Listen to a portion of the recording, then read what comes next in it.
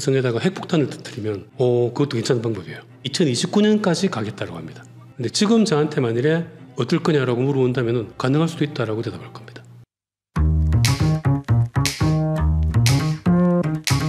저는 원래는 천문학자인데 지금은 가끔씩 필요할 때마다 천문학자 자격으로 일반인들에게 천문학 얘기를 하고 있는 하늘측 천문학자 이강원입니다. 화성에 관심이 많죠. 우리 형 일론 머스크 형이 화성에 가겠다 그런 얘기를 하다 보니까 사람들이 화성에 뭐 진짜 갈 수 있는 거야 이런 식으로 생각을 하면서 화성에 관심을 많이 갖게 되는 것 같습니다.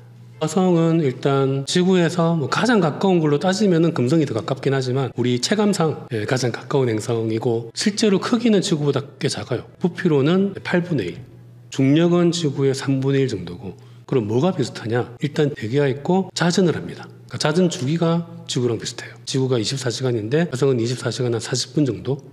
그렇게 되고 공전 주기도 지구의 대략 2배 정도, 2년이 조금 안 되는 자전 축의 기울기가 지구랑 또 비슷해요. 계절 변화도 화성도 있고 금성 같은 경우는 구름이 너무 두꺼워서 육지를 밟을 수가 없어요. 너무 기압이 높아서. 사람이 만일에 이제 달 다음으로 간다면 다음 목적지가 바로 화성이죠. 아마 그래서 또 화성이 더 관심이 많은 것 같습니다.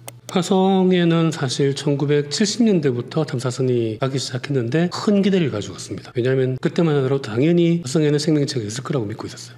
그리고 이제 바이킹 1호, 2호 심지어 2대를 한꺼번에 보냈는데 착륙을 하고 보니까 없는 거예요. 생명체가. 그래서 관심이 훅 떨어져 버렸어요. 그러다가 90년대, 2000년대 들어오면서 다시 이런 지구처럼 아주 완전팩한 생명체 힘들더라도 미생물 정도는 있지 않겠느냐, 미생물이라도 찾아보자 라고 해서 다시 탐사선을 보내기 시작을 했고 그래서 최근에는 퍼시비어런스 홀에 실려간 헬기입니다. 헬기. 화성에서 날아다니는 인제뉴어티라는 드론이죠. 일종의. 화성에는 대기가 있기 때문에 우리 드론처럼 프로펠러를 돌려서 양력을 이용해서 날 수가 있어요. 실제로 대기가 있긴 하지만 지구의 1%도 안 되거든요. 그러니까 굉장히 얇은 대기예요. 영화 마션 보시면은 첫 장면에서 화성에서 폭풍이 불어가지고 사람이 막 날려가면서 사고가 나서 이제 낙오되는 줄거리인데 사실 화성에서 아무리 폭풍이 불어봐야 사람이 날리지 않습니다. 대기가 너무 얇기 때문에 아마 산들바람 정도도 안 되지 않을까. 어쨌든 있긴 있기 때문에 드론을 날릴 수가 있다. 드론이 되면은 굉장히 먼 곳까지 날아다니면서 탐사를 해볼 수가 있겠죠. 그래서 실제 화성에 생명체가 있는지를 확인하기에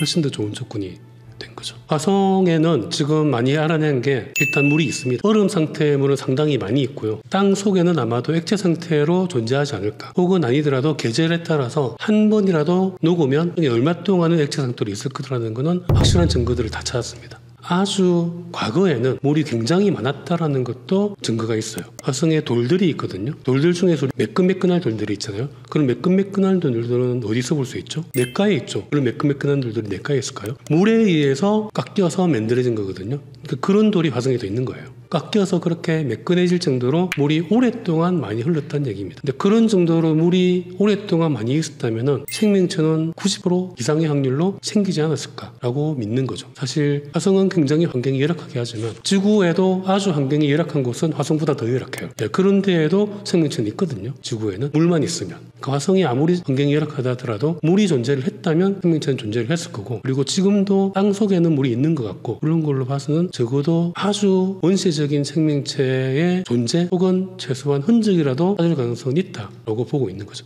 화성 탐사에 여러 가지 목적이 있지만 가장 큰 목적은 생명체를 찾는 거였고 그 찾기 위한 전제적인 준비들은 지금 거의 많은 걸 했다라고 볼 수 있는 거죠. 화성이 지금은 얼어 있는데 지구도 옛날처럼 얼어 있다가 빙하기도 있고 그렇게 있으니까 화성 지금 빙하기가 아닐까 생각할 수도 있는데 사실 화성은 그렇게 보기에는 이제 그런 상태가 되게 오래 지속이 된 겁니다. 또 자기장이 없습니다. 처음에는 화성 표면에도 생명체가 있지 않을까 생각을 했는데 자기장이 없으면 우주 방사선들이 바로바로 때립니다. 지구상에 아무리 방사선에 강한 생명체를 하더라도 화성 표면에서는 못 살아남습니다. 생명체가 있다 하더라도 땅 속에 있지 않을까.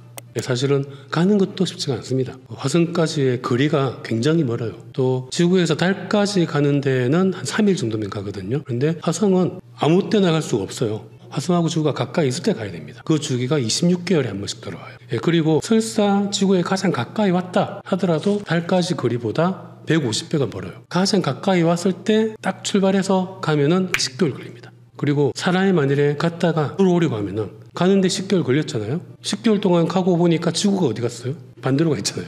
못 들어옵니다. 다시 가까워질 때까지 기다려야 돼요. 거의 2년 반에서 3년을 걸려야 화성까지 갔다 오는 게 가능합니다. 그렇게 가는 것도 어려운데 일론 머스크는 가는 게 목적이 아니고 화성 가서 살아야 된다. 그러잖아요. 그러니까 이게 쉬운 일이 아닌 거죠. 그래서 이제 여러 가지 나오는 얘기들 중에서 화성을 사람들이 살 수 있는 환경으로 만드는 게 어떠냐.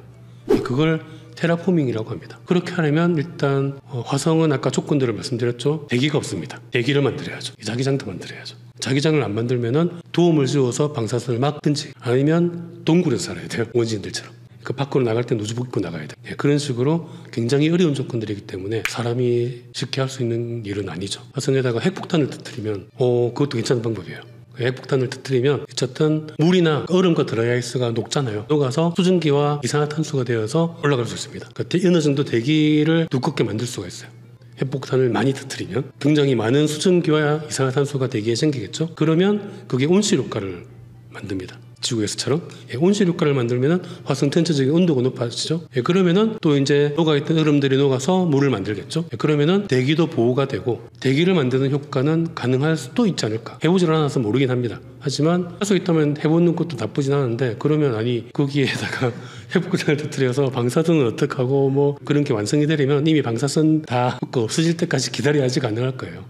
어차피 시간은 똑같이 오래 걸리니까 아이디어는 좋지만 실행은 불가능하고 그게 옳은지도 잘 모르겠습니다. 근데 어쨌든 테라포밍을 하려면 그러니까 핵폭탄을 가지고 대기는 어떻게 만들 수 있다고 치고 사실 그렇게 대기를 만들어봐야 다시 다 날아가 버릴 거예요. 원래 화성이 예전에 물이 많이 있었다고 했잖아요. 많이 있었다는 건 대기도 있었다는 얘기예요. 그러니까 대기가 없으면은 물이 있어봐야 금방 증발해서 날아가 버립니다. 그러니까 물이 표면에 있었다는 건 대기도 있었다는 얘기고 만일에 대기가 있었다는 건 그때는 자기장도 있었다는 얘기예요.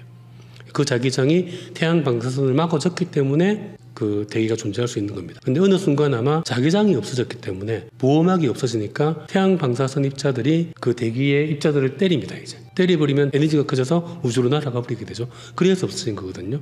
그러니까 핵폭탄을 잔뜩 터뜨려서 아무리 대기를 만들어봤자 그대로 두면 다시 날아가 버립니다. 그래서 그걸 지키려면은 어쨌든 자기장은 만들어야 돼요. 그래서 나사가 이제 얘기하는 게 인공적인 자기장을 만들면 되지 않느냐라고 얘기를 하는데 어떻게 만드는지는 잘 모르겠습니다. 그 정도 기술이라면은 초전도체를 쉽게 만들어서 강한 자기장을 만들든지 그것들 연결을 해서 여러 개를 뭐 그런 식으로 하든지 어쨌든 자기장이 필요하다는 의미로 한 말이 아닐까. 그렇게 생각을 합니다. 그 천문학자 칼 세이건이 1960년대 초에 사실 테라포밍이라는 말을 처음 만들어냈어요. 금성을 테라포밍해서 살 수 있지 않을까라고 생각을 했는데 칼 세이건이 전공이 금성이에요. 그래서 이제 금성에 관심이 많았고 당시에 보기에는 화성은 지구보다 훨씬 크기가 작고 그런데 금성은 지구랑 비슷하잖아요. 크기가. 그러니까 금성이 더 가능하지 않을까 생각을 했는데 나중에 알고 보니까 금성은 불가능합니다. 그러니까 금성은 대기가 너무 두꺼워서 표면의 기압이 지구 기압의 90배예요. 바닷속으로 900m 정도 들어가야지 생긴 압력이거든요. 웬만한 우주 탐사선 다 찌그러집니다. 그게 알려진 게 1960년대 후반대예요. 그러니까 칼 세이건이 그 얘기를 할 때는 물론 구름이 있고 대기가 꽤 있다는 건 알았지만 그 정도로 대기가 두껍다는 건 몰랐어요. 그래서 테라포밍 얘기를 했는데 아마 알았다면 얘기를 안 했을 거예요. 다른 행성에 인류가 살 수 있을까라는 게 이제 많은 사람들이 물어보는데 사실 그게 일론 머스크의 꿈입니다. 일론 머스크가 열심히 로켓을 만들고 있잖아요. 첫 번째 시작할 때부터 이 사람은 화성에 가겠다라는 일념 하나로 로켓을 만들기 시작했어요. 일론 머스크 하면 약간 뭐 좀 이상한 괴짜 이미지가 그런데 우주 쪽 이제 로켓 개발 이쪽에서 보면은 거의 상상을 초월하는 수준의 거의 신급계에 가 있는 수준의 회사입니다. 그 스페이스X라는 회사 자체가 팰콘 9이라든지 항상 쓰고 있는 팰콘 헤비 같은 그 정도의 로켓을 만들고 있는 경쟁력 있는 회사가 지금 하나도 없습니다. 상대가 없기 때문에 사실은 지금 그 정도 로켓만으로도 모든 우주 로켓 시장을 다 장악할 수가 있어요. 일론 머스크가 돈을 버는 게 목적이었으면 그걸로 충분했을 거고 더 다음 단계로 안 나갔을 거예요. 근데 일론 머스크는 화성하는 게 목표이기 때문에 다음 로켓을 만들었습니다. 그 로켓이 스타쉽이라는 로켓인데 일론 머스크가 2016년에 처음으로 화성에 가겠다. 2022년까지 화성 가겠다 그랬어요. 그때는 제가 택도 없는 소리다. 불가능하다 라고 장담을 했습니다. 근데 실제로는 못 갔잖아요. 근데 지금은 2029년까지 가겠다고 합니다. 근데 지금 저한테 만일에 어떨 거냐라고 물어본다면 가능할 수도 있다라고 대답할 겁니다.